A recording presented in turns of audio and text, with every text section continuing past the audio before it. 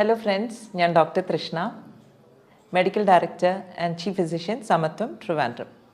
നമ്മൾ പണ്ടൊക്കെ ആൾക്കാർ വഴിയിൽ നടക്കുമ്പോഴത്തേക്ക് നമ്മൾ കുറേ പേരെങ്കിലും വളരെ ആക്റ്റീവായിട്ട്, ഈവൻ പ്രായം കൂടുതലുള്ളവരാണെങ്കിലും വളരെ ആക്റ്റീവായിട്ട്, വളരെ എഫിഷ്യൻ്റായിട്ട് നടക്കുന്നതാണ് നമ്മൾ പണ്ടൊക്കെ കണ്ടിരുന്നത്. പക്ഷേ ഇപ്പോൾ കുറേ കാലങ്ങളായിട്ട് നമ്മൾ ശ്രദ്ധിച്ചാലറിയാം, പല ആൾക്കാരും വളരെ സ്ലോ ആവുന്നു, അവരുടെ മൂവ്മെൻറ്റ് സ്ലോ ആവുന്നു. അപ്പോൾ നമ്മൾ ജസ്റ്റ് ഒന്ന് ഒബ്സർവ് ചെയ്താൽ മനസ്സിലാക്കും അവർക്ക് മിക്കവാറും ആർത്രൈറ്റിസിന് അങ്ങനെ എന്തെങ്കിലും ഒരു ഡിസ്കംഫർട്ട് ഉണ്ടാവുന്നു. ഈ ആർത്രൈറ്റിസ് എന്ന് പറഞ്ഞാൽ ശരിക്കും പറഞ്ഞാൽ എന്താണ്, ഏത് ഏജ് ഗ്രൂപ്പിലാണ് വരുന്നത്, എന്തൊക്കെ വെറൈറ്റി ഉണ്ട്, പലതരം ആർത്രൈറ്റിസ് ഉണ്ട്. അപ്പോൾ അതിനെക്കുറിച്ചാണ് ഞാൻ ഇന്ന് നിങ്ങളുടെ ചർച്ച ചെയ്യുന്നത്. പ്രത്യേകിച്ചും എടുത്തു പറയുന്നത് റുമറ്റോയ്ഡ് ആർത്രൈറ്റിസിനെ പറ്റിയാണ്. എനിക്കൊന്നൊരു 15-20 വർഷം മുമ്പ് വരെ ആർത്രൈറ്റിസ് എന്നൊക്കെ പറഞ്ഞാൽ വളരെ റെയറായിട്ട് ഒരു 60 വയസ്സ് 70 വയസ്സൊക്കെ ആകുമ്പോഴത്തേക്ക് മുട്ടിന് തേയ്മാനം എന്ന് പറഞ്ഞ് അവിടെ വേദന ഇവിടെ വേദന എന്ന് അമ്മൂമ്മമാരും അപ്പൂപ്പന്മാരും പറയുന്നതല്ലാണ്ട് ജോയിൻറ്റ് ഡിസീസ് അല്ലെങ്കിൽ ആർത്രൈറ്റിസ് ഇത്രയും പ്രിവലൻ്റായിട്ട് അന്ന് ഉണ്ടായിരുന്നില്ല. ഞാനൊക്കെ കോളേജിൽ പഠിക്കുന്ന സമയത്താണെങ്കിൽ അവിടെ ഇവിടെയും ഒരു ജോയിൻറ്റ് ക്ലിനിക് ഉണ്ടെങ്കിലായി, അപ്പോഴാണ് ഡെവലപ്പ് ചെയ്ത് വരുന്നത്. പക്ഷേ ഇപ്പം ഒരു 15 ഇയേഴ്സ് ഡൗൺ ദ ലൈൻ, ഒരു 20 ഇയേഴ്സ് ഡൗൺ ദ ലൈൻ ഒരുപാട് ആർത്രൈറ്റിസ് ക്ലിനിക്സ്, ജോയിൻറ്റ് ഡിസീസിൻ്റെ ക്ലിനിക്സ് തന്നെ വളരെ വളരെ കോമൺ ആയി വന്നിരിക്കുന്നു. എന്താണ് ഈ ആർത്രൈറ്റിസ്? ആർത്രൈറ്റിസ് എന്ന് പറയുന്നത് നമ്മുടെ സന്ധികളിൽ വരുന്ന ഒരു ഇൻഫ്ലമേറ്ററി കണ്ടീഷനാണ് ആർത്രൈറ്റിസ്. ഇൻഫ്ലമേഷൻ എന്ന് പറയുമ്പോഴത്തേക്ക് ഞാൻ പലപ്പോഴും എക്സ്പ്ലെയിൻ ചെയ്യുന്നൊരു കാര്യമാണ്, നമ്മുടെ സ്കിന്നിലൊരു മുറിവുണ്ടെങ്കിൽ എന്താ സംഭവിക്കുക, അവിടെ വേദന വരും, നീര് വരും, അവിടെ റെഡിഷായിട്ട് വരും, ചുമന്ന് വരും, തുടുത്ത് വരും. അപ്പം ഈ ഒരു പ്രക്രിയ തന്നെ നമ്മുടെ ജോയിൻറ്റിനകത്ത് നടക്കുന്നതാണ് സത്യം പറഞ്ഞാൽ ആർത്രൈറ്റിസ്. നമുക്കിപ്പം സ്കിന്നിൽ വന്നൊരു ഇഞ്ചറി എന്ന് പറഞ്ഞാൽ ചിലപ്പോൾ നമ്മൾ എന്തെങ്കിലും കടിച്ചതാകാം, അല്ലെങ്കിൽ നമ്മൾക്ക് എവിടെയെങ്കിലും തട്ടിയതാകാം. പക്ഷേ ഈ ഒരു സംഭവം എങ്ങനെ നമ്മുടെ ജോയിൻറ്റ്സിനകത്ത് വരുന്നു? പലപ്പോഴും ഇത് നടക്കുന്നത് എന്തുകൊണ്ടാണെന്ന് വെച്ചാൽ, ഒന്നിയിൽ നമുക്കൊരു ഇൻഫെക്ഷൻ വന്ന ശേഷം, പ്രത്യേകിച്ച് ഒരു സ്ട്രെപ്റ്റോകോക്കൽ ഇൻഫെക്ഷൻ അല്ലെങ്കിൽ പല ബാക്ടീരിയൽ ഇൻഫെക്ഷൻസ് ഒക്കെ വന്ന ശേഷം അതിനെ ചെറുക്കാൻ വേണ്ടി അല്ലെങ്കിൽ അതിനെ എഗെയിൻസ്റ്റ് ആയിട്ട് അറ്റാക്ക് ചെയ്യാൻ വേണ്ടിയിട്ട് നമ്മുടെ ശരീരത്തിൽ ആൻറ്റിബോഡീസ് ഉണ്ടാക്കുന്നു.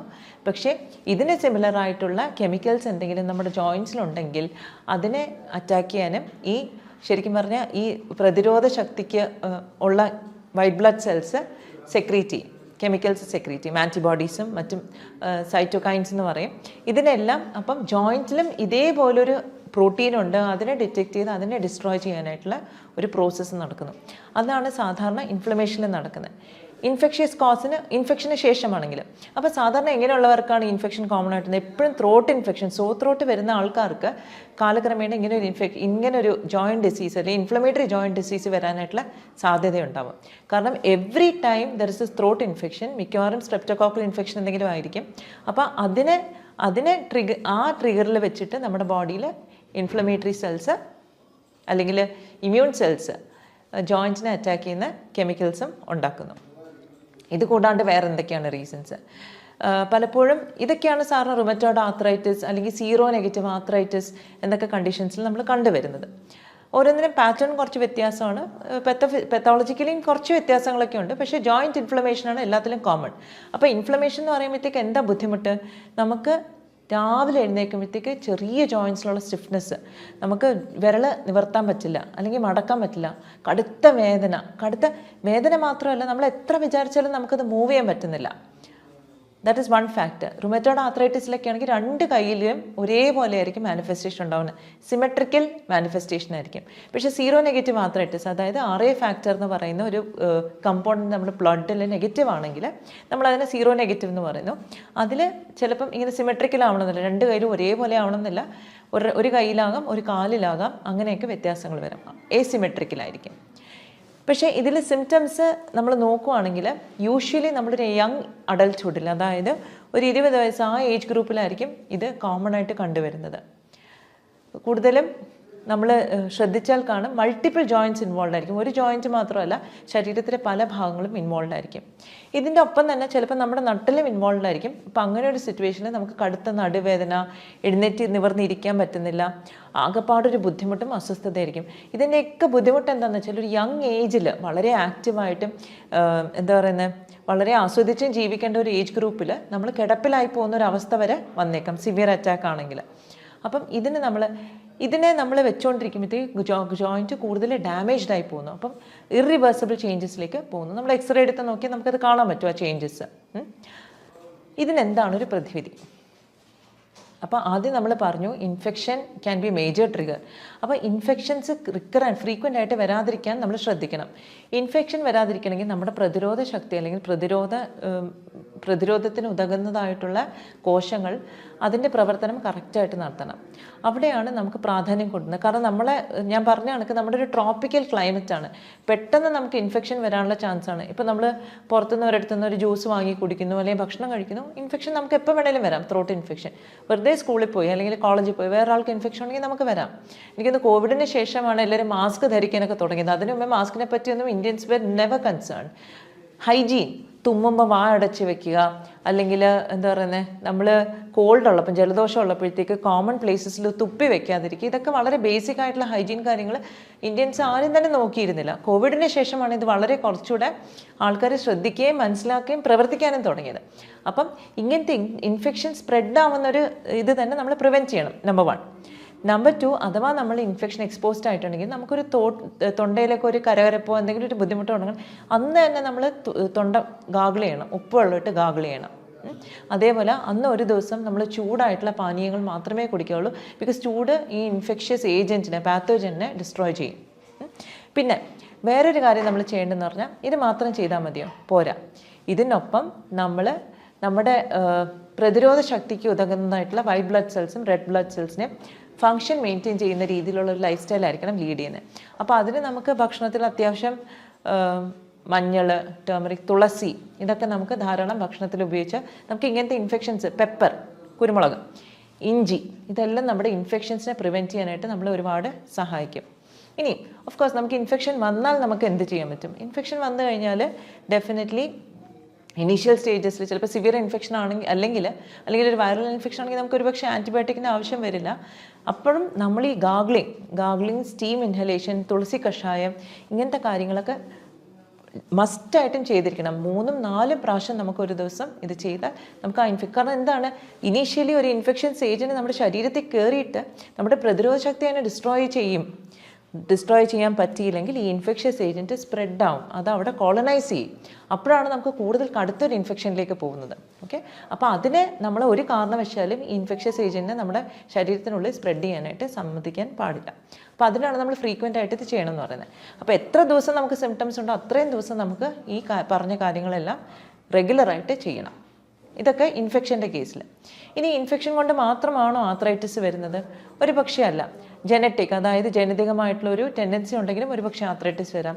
ചില ആൾക്കാർക്ക് കോൾഡ് ക്ലൈമറ്റിൽ, വളരെ തണുത്തൊരു അന്തരീക്ഷത്തിൽ ചിലപ്പോൾ ഫംഗസിൻ്റെ പ്രസൻസ് ഉണ്ടെങ്കിലും ചിലപ്പോൾ ആർത്രൈറ്റിസ് ട്രിഗർ ചെയ്തേക്കും. കാരണം ഈ ഫംഗൽ സ്പോർസ് അല്ലെങ്കിൽ മോൾഡ് അതും നമ്മുടെ ബോഡിയിൽ നിന്ന് ഇങ്ങനെ ഒരു ഇൻഫ്ലമേറ്ററി റിയാക്ഷൻ സ്റ്റിമുലേറ്റ് ചെയ്തേക്കാം. അപ്പം ബാക്ടീരിയൽ ഇൻഫെക്ഷൻസ് മാത്രമല്ല, ഫംഗൽ ഇൻഫെക്ഷൻസോ വൈറൽ ഇൻഫെക്ഷൻസ് എല്ലാം ട്രിഗർ ചെയ്യാം.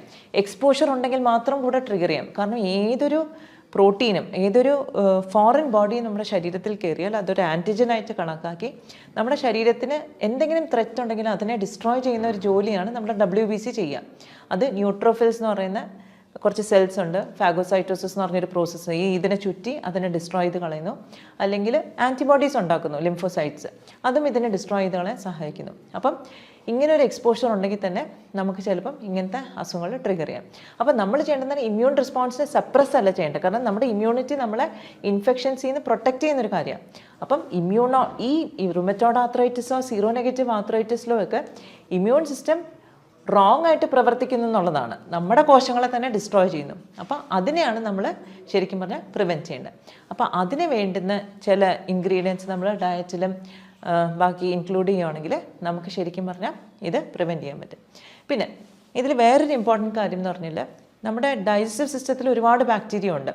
ഈ ബാക്ടീരിയനെ ഇതൊരു ബാലൻസ് ആണ്, നമ്മുടെ ഹെൽത്തി ബാക്ടീരിയയും അൺഹെൽത്തി ബാക്ടീരിയൽ ഒരു പ്രസൻസ് ശരിക്കും ഒരു ബാലൻസ് ആണ് കീപ്പ് ചെയ്യുന്നത്. It's called intestinal Flora.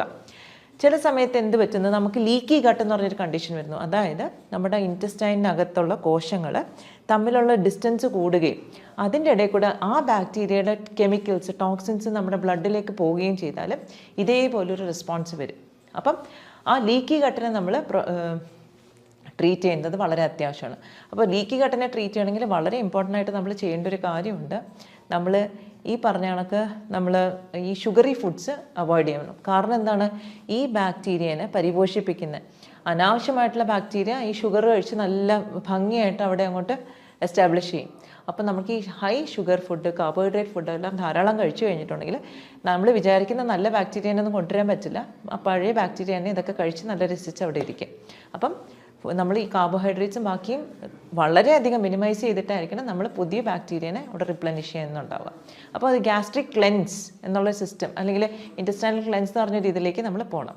പിന്നെ നമ്മൾ ചിലപ്പോൾ ആയുർവേദത്തിലൊക്കെ ശ്രദ്ധിച്ചിട്ടുണ്ടാകും, പലപ്പോഴും ഈ റുമറ്റോയ്ഡ് ആർത്രൈറ്റിസ് പോലുള്ള കണ്ടീഷൻസിൽ അവർ വസ്തി ചെയ്യാറുണ്ട്. വസ്തിക്ക് എന്താണ് പ്രാധാന്യം? മിക്കപ്പോഴും ഈ ബാക്ടീരിയ, ഈ ആർത്രൈറ്റിസ് ഉണ്ടാക്കുന്ന ബാക്ടീരിയ അല്ലെങ്കിൽ ആർത്രൈറ്റിസിൻ്റെ ഒരു ട്രിഗർ വരുന്നത് ലാർജ് ഇൻറ്റസ്റ്റൈനിൽ നിന്നാണ്, നമ്മുടെ വൻകുടലിൽ നിന്നാണ്. അപ്പോൾ അതിൽ തന്നെ നമുക്ക് വൻകുടലിലെ ബാക്ടീരിയനെ വേണം അവിടെ ഒരു ഹെൽത്തി ബാക്ടീരിയനെയാണ് നമ്മൾ ശരിക്കും പറഞ്ഞാൽ എസ്റ്റാബ്ലിഷ് ചെയ്യേണ്ടത്. ഒരുപാട് സ്റ്റഡീസ് ഇപ്പോൾ വരുന്നുണ്ട്. ചില ഈസ്റ്റ്, ചില ബാക്ടീരിയ എല്ലാം ഇതിൻ്റെയുള്ള ഒരു ബാലൻസിലാണ് നമ്മുടെ ഹെൽത്ത് മെയിൻറ്റെയിൻ ചെയ്യുന്നത്. ഫോറിൻ കൺട്രീസിൽ ആക്ച്വലി കുറേ അസുഖങ്ങൾക്ക് പോലും ഹെൽത്തി ഇൻഡിവിജ്വലിൻ്റെ സ്റ്റൂൾസ്, അതായത് മലം എടുത്തിട്ട് അതിൽ നിന്ന് ബാക്ടീരിയനെ കൾച്ചർ ചെയ്ത് ഈ അസുഖമുള്ളവരിൽ ട്രാൻസ്പ്ലാന്റ് ചെയ്യുന്ന ഒരു സിസ്റ്റം പോലും ഇപ്പോൾ വന്നിട്ടുണ്ട്. അപ്പം നമുക്കെന്താ ചെയ്യാൻ പറ്റുന്നത്? നമുക്ക് നമ്മുടെ ഡയറ്റിൽ അത്യാവശ്യം നല്ല ബാക്ടീരിയ, ഈ പറഞ്ഞ കണക്ക് മോര്, പച്ചമോര്, തൈര്, ഈ കാര്യങ്ങളെല്ലാം ഉൾപ്പെടുത്തുക. പിന്നെ എന്താണ് മഞ്ഞൾ വളരെ ഇമ്പോർട്ടൻ്റ് ആണ്. ജിഞ്ചർ, പിന്നെ കുരുമുളക്, ഇങ്ങനത്തെ കാര്യങ്ങളെല്ലാം നമ്മുടെ ഡയറ്റിൽ ഉൾപ്പെടുത്തുന്നത് വളരെയധികം നല്ലതായിരിക്കും. പിന്നെ ഇപ്പം നമുക്ക് പ്രാക്ടിക്കലായിട്ട് എന്ത് ചെയ്യാം? സപ്പോസ് നമുക്കൊരു ജോയിൻറ്റ് പെയിൻ വന്ന് സ്വെല്ലിംഗ് ഉണ്ടെന്നൊക്കെ വെച്ചോളൂ. നമുക്ക് രാവിലെ തന്നെ ഈ ജോയിൻറ്റ് സ്റ്റിഫായിരിക്കുന്ന സമയത്ത് കുറച്ച് ചൂടുള്ള വെള്ളത്തിൽ നമുക്ക് എപ്സം സോൾട്ട് വാങ്ങിക്കാൻ കിട്ടും. എപ്സം സോൾട്ട് ഇട്ടിട്ട് കൈ അതിനകത്ത് മുക്കി വയ്ക്കുക. അപ്പോൾ ഈ ജോയിൻറ്റിലുള്ള സ്റ്റിഫ്നെസ് കുറയും. പക്ഷേ നമ്മൾ മുക്കി വെക്കുന്നത് 15-20 മിനിറ്റ് കൂടുതൽ മുക്കി വെക്കരുത്. കാരണം ഇത് ഉറഞ്ഞു പോകാൻ നമ്മൾ സമ്മതിക്കരുത്. അപ്പം ജസ്റ്റ് ഒരു 15-20 മിനിറ്റ്സ് അതൊന്ന് ചൂടാൻ വേണ്ടി വെക്കുക. ആ വെള്ളത്തിൽ വെച്ചാൽ നമ്മുടെ കൈയും കാലും ജോയിൻറ്റ്സ് എല്ലാം ഒന്ന് ചെറുതായിട്ട് മൂവ് ചെയ്യുക. അപ്പോൾ തന്നെ നമുക്ക് ആ കെട്ടിക്കിടക്കുന്ന ആ ഒരു ഡിസ്കംഫർട്ട് നമുക്ക് കുറഞ്ഞു കിട്ടും. ഓക്കെ, അത് ആർക്കും ചെയ്യാം. ഈവൻ രാത്രി കിടക്കുന്നതിന് മുമ്പേ നമുക്ക് ചെയ്യാം. അപ്പം ഈ ജോയിൻറ്റ് മൊബിലിറ്റി നമുക്ക് ഇമ്പ്രൂവ് ചെയ്ത് വരാൻ പറ്റും. ഈ വെള്ളത്തിലിടാതെ നമ്മൾ ജോയിൻറ്റ് മൂവ് ചെയ്യാതിരുന്നാൽ ഇറ്റ് ഈസ് പോസിബിൾ നമ്മുടെ ജോയിൻറ്റിനെ ഡാമേജ് ചെയ്യും. അപ്പോൾ ഇൻഫ്ലമേഷൻ ഉള്ളപ്പോൾ എപ്പോഴും നമ്മൾ റെസ്റ്റ് കൊടുക്കണം. പക്ഷേ നമുക്ക് എത്ര ദിവസം നമുക്ക് റെസ്റ്റ് ചെയ്യാൻ പറ്റും? അപ്പോൾ ഇൻഫ്ലമേഷൻ ഡെഫിനറ്റ്ലി നമ്മൾ അഡ്രസ്സ് ചെയ്യണം. അതിനോടൊപ്പം തന്നെ അതൊക്കെ ഇങ്ങനത്തെ കാര്യങ്ങൾ ചെയ്ത് ജോയിൻറ്റ്സിനെ മൂവ് ചെയ്യാനായിട്ട് ശ്രമിക്കണം. പിന്നെ പലപ്പോഴും നമ്മൾ കണ്ടുവന്നിട്ടുണ്ട് റുമറ്റോയ്ഡ് ആർത്രൈറ്റിസ് പോലുള്ള കണ്ടീഷനിൽ ഫാസ്റ്റിംഗ് ഒക്കെ വളരെ എഫിഷ്യൻ്റ് ആണ്. പക്ഷേ ഫാസ്റ്റിംഗ് ചെയ്ത് കഴിഞ്ഞാലും നമ്മൾ നോർമൽ ഡയറ്റിലേക്ക് വരുമ്പോഴത്തേക്ക് ഈ ഷുഗറി ഫുഡ്സും ബാക്കി കാര്യങ്ങളും അവോയ്ഡ് ചെയ്യുന്നതായിരിക്കും നല്ലത്. വേറെ ഇമ്പോർട്ടൻറ്റ് കാര്യം, ഈ കോൺസ്റ്റിപ്പേഷൻ, ലോങ് ടേം കോൺസ്റ്റിപ്പേഷൻ ഉള്ളവർക്കും ഇങ്ങനത്തെ കണ്ടീഷൻസൊക്കെ വരാനുള്ള ചാൻസസ് കൂടുതലാണ്. കാരണം ഈ പറഞ്ഞ കണക്ക് ലാർജ് ഇൻറ്റസ്റ്റൈനിലാണ് നമ്മുടെ ഈ ബാക്ടീരിയൽ ഒരു ഡിസ്ബയോസിസ് വരുന്നത്, അല്ലെങ്കിൽ ഒരു ഇൻറ്റസ്റ്റൈനൽ ഗട്ട് ഡിസ്ബയോസിസ് വരുന്നത്. അപ്പോൾ അതുകൊണ്ട് തന്നെ കോൺസ്റ്റിപ്പേഷനൊക്കെ ഉണ്ടെങ്കിൽ അത് ആദ്യം ട്രീറ്റ് ചെയ്യണം. കാരണം അത് ഇവൻച്വലി നമുക്ക് ഈ ഒരു കണ്ടീഷനിലേക്ക് നമ്മൾ കൊണ്ടെത്തിക്കാൻ സാധ്യതയുണ്ട്.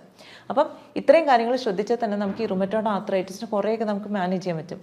പലപ്പോഴും നമ്മൾ ഡ്രഗ്സ് ഓഫ് ചോയ്സ് വരുന്ന ഇമ്മ്യൂണോ സപ്രസൻസ് ആണ്. പക്ഷേ അത് നമ്മുടെ പ്രതിരോധത്തെ സപ്രസ് ചെയ്യുന്നതിനെക്കാട്ടിലും നമുക്ക് ആവശ്യത്തിന് പ്രതിരോധം വേണം. അതോടൊപ്പം തന്നെ നമുക്ക് ഈ ഡിസീസിനെ നമുക്ക് മാനേജ് ചെയ്ത് ക്ലിയർ ആക്കാനും പറ്റണം. അപ്പോൾ അതാണ് ഏറ്റവും ഇമ്പോർട്ടൻറ്റ്.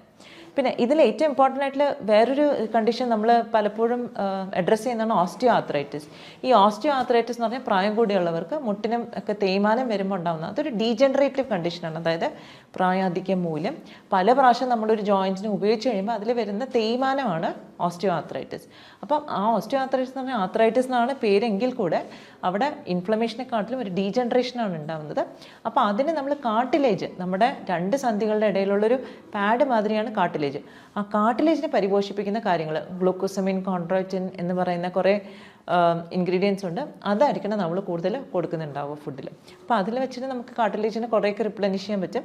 പിന്നെ വെയിറ്റ് ഉള്ളവരാണെങ്കിൽ ഈ പറഞ്ഞ റുമറ്റോയ്ഡ് ആർത്രൈറ്റിസ് ആയിക്കോട്ടെ, സീറോ നെഗറ്റീവ് ആർത്രൈറ്റിസ് ആയിക്കോട്ടെ, ഓസ്റ്റിയോ ആർത്രൈറ്റിസ് ആയിക്കോട്ടെ, ഇതിനെല്ലാം ജോയിൻസിനെയും കൂടുതൽ ഡാമേജ് ചെയ്യും വെയിറ്റ് ഉണ്ടെങ്കിൽ.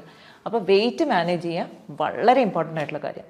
അപ്പോൾ obesity ഉള്ളവരെല്ലാം make sure that you manage your weight well and arthritic symptoms will definitely come down.